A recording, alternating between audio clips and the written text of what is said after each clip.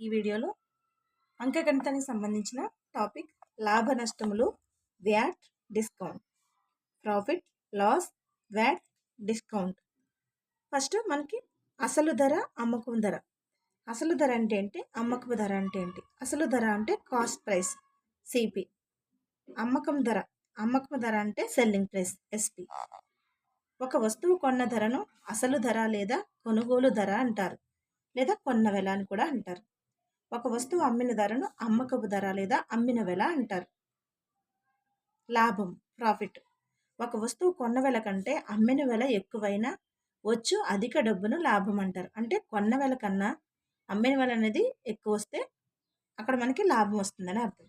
అంటే అమ్మిన వెలలోంచి కొన్న వెల తీసేస్తే మనకి లాభం ఈక్వల్ టు అమ్మిన వెల మైనస్ కొన్న వెల. నెక్స్ట్ లాభ శాతం, ప్రాఫిట్ పర్సంటేజ్. లాభ శాతం ఈక్వల్ టు లాభము బై కొన్న వెల ఇంటూ 100. మనకి లాభ శాతం ఎప్పుడు కూడా లాభము బై కొన్న వెల ఇంటూ 100 ఈ ఫార్ములా యూస్ చేస్తాం. లాభ శాతాన్ని ఎల్లప్పుడూ కొన్న వెలపైన లెక్కిస్తారు. లాభ శాతాన్ని ఎల్లప్పుడూ కూడా కొన్న వెలపైన లెక్కిస్తారు.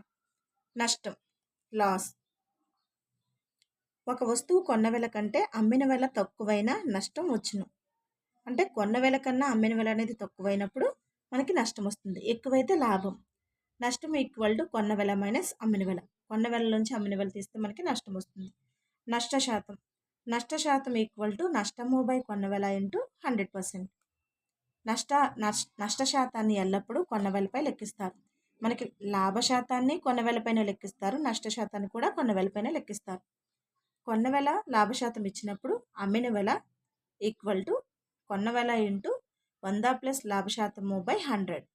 సో దీన్ని మనం ఇక్కడ నష్టము అడిగితే ఈ ఫార్ములా వేస్తాం.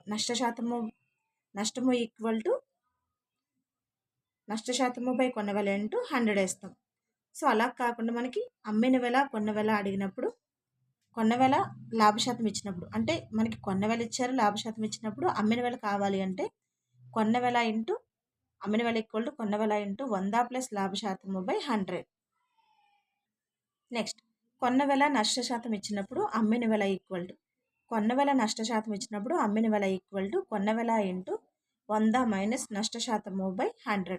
సో ఇక్కడ మనకి లాభం అడిగినప్పుడు ఇక్కడ ప్లస్ చేస్తాం, నష్టం అడిగినప్పుడు 100 మైనస్ నష్ట శాతము బై 100. సో దీన్ని ఏ విధంగా రాయొచ్చు మనం, కొన్న వెల into 100 plus G by 100. G అంటే గెయిన్, ఇక్కడ మనకి నష్ట శాతం లాస్, అంటే కొన్న వెల ఇంటూ 100 మైనస్ ఎల్ బై 100. ఇది నష్ట శాతానికి. నెక్స్ట్ అమ్మిన వెల లాభ శాతం ఇచ్చినప్పుడు కొన్న వెల ఈక్వల్ టు అమ్మిన వెల ఇంటూ 100 బై 100 ప్లస్ లాభ శాతం.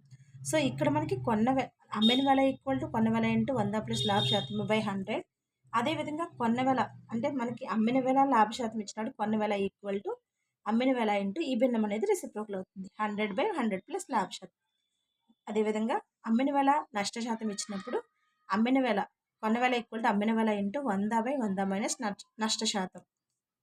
ఒకే విధమైన రెండు వస్తువులు ఒకదాన్ని ఎక్స్ లాభానికి రెండవ దాన్ని ఎక్స్ నష్టానికి అమ్మితే, X% నష్టానికి అమ్మితే ఆ రెండింటి మీద కలిపి అమ్మకందారుడు ఎప్పుడు నష్టమే పొందుతాడు. సో నష్టము equal to X by 100 whole square percent, అంటే x² బై 100%. నెక్స్ట్ ఒక వర్తకుడు కొన్న వెలకే అమ్ముతానని మభ్యపెట్టి తప్పుడు మరియు తక్కువ తూకాలతో అమ్మితే అతనికి వచ్చి లాభ శాతం P% ఈక్వల్ టు తూకంలో తగ్గుదల బై అసలు విలువ మైనస్ దోషము ఇంటూ 100%. ఒక వర్తకుడు కొన్న వెలకి అమ్ముతానని మభ్యపెట్టి తప్పుడు మరియు తక్కువ తూకాలతో అమ్మితే అతనికి వచ్చి లాభ శాతం ఎంత, తూకంలో తగ్గుదల బై అసలు విలువ మైనస్ దోషము ఇంటూ 100%. ఏ ఒక వస్తువు బికు R1% లాభం లేదా నష్టంతో అమ్మిను, బి దాన్ని R2% లాభం లేదా నష్టంతో సికు అమ్మిను.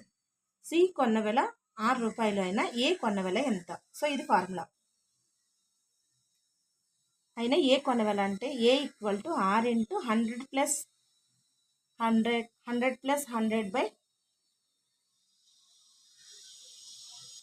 ఒకసారి మళ్ళీ చూడండి, ఏ ఒక వస్తువు బికు R1% లాభం లేదా నష్టంతో అమ్మెను. బి దానిని R2% లాభం లేదా నష్టంతో సికు అమ్మాను. సి కొన్న వెల ₹6 మనకి సి కొన్న వెల ఎంత ఇచ్చారు, ₹6 అయినా ఏ కొన్న వెల ఎంత అన్నారు. So A equal to R into 100/100 plus R minus R1 into 100/100 plus R minus R2. So ఈ ఫార్ములా వేస్తే మనకి ఇలాంటి ఈ ప్రాబ్లమ్స్ ఇచ్చినప్పుడు మనకి ఈజీ అవుతుంది. సో ఇలాంటి ప్రాబ్లమ్స్ అనేది మెయిన్ డిఎస్సీలో ఎక్కువగా అడిగే ఛాన్సెస్ ఉంటాయి కాబట్టి ఏ ఈక్వల్ టు మనకి ఏ కొన్న వెల అడుగుతున్నారు కాబట్టి A equal to R into 100/100 plus R minus R1 into 100/100 plus R minus R2. Next, ఒక వస్తువును X రూపాయలకు కొని R% లాభంతో లేదా నష్టంతో బికు అమ్మాడు. బి దాన్ని R% లాభం లేదా నష్టంతో మరలా ఏకు అమ్మాడు. ఆయన మొత్తం మీద ఏ పొందిన లాభము లేదా నష్టము ఎంత అన్నారు. సో ఇప్పుడేమవుతుంది,